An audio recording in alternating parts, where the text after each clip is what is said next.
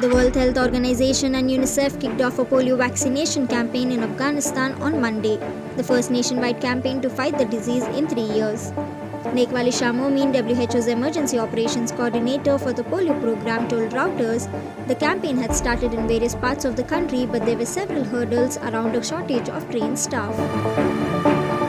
The WHO said, aimed at reaching over 3 million children, the campaign has received the interim Taliban government's backing, which would allow teams to reach out to children in previously inaccessible parts of the country. Ahmad Al-Madhari, WHO Regional Director for the Eastern Mediterranean, stated, the urgency with which the Taliban leadership wants the polio campaign to proceed demonstrates a joint commitment to maintain the health system and restart essential immunizations to avoid further outbreaks of preventable diseases.